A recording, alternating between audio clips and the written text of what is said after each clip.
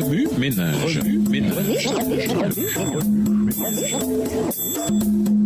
Bienvenue dans votre émission Remue ménage. Nous voilà à la leçon 1 allant du 26 mars au 1er avril.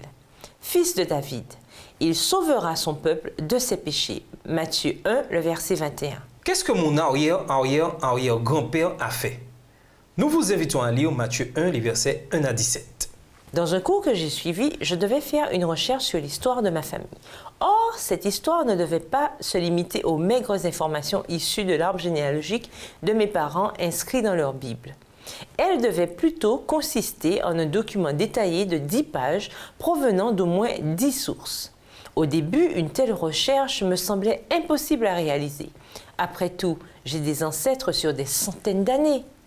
Qui en aurait gardé la trace? Mes grands-parents arriveraient-ils à se souvenir? Et avais-je moi-même une piste intéressante à explorer?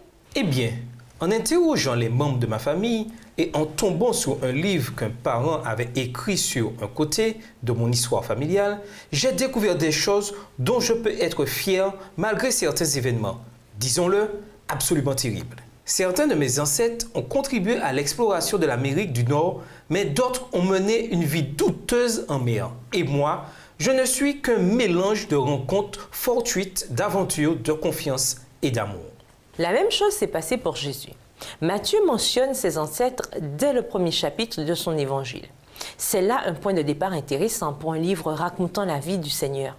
Il y a Tamar, une femme qui s'est prostituée avec son propre beau-père pour survivre, et puis Rahab, une autre prostituée qui a sauvé les 2 espions israélites alors qu'ils exploraient Jéricho.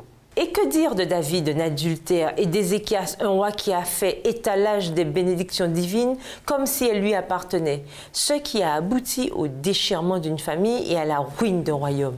Oui, l'arbre généalogique de Jésus est entaché de fautes horribles et de souffrances. Cependant, Dieu a travaillé avec ces personnes brisées qu'il aimait tendrement et les a utilisées pour boucler la boucle de la rédemption. Cette semaine, vous allez découvrir comment l'amour de Dieu transcende vos fautes. Quand vous gâchez le plan A du Seigneur, son plan B se met en marche dès l'instant où vous reconnaissez vos péchés. Il utilise vos amis, vous parle par la Bible et vous rappelle ses promesses.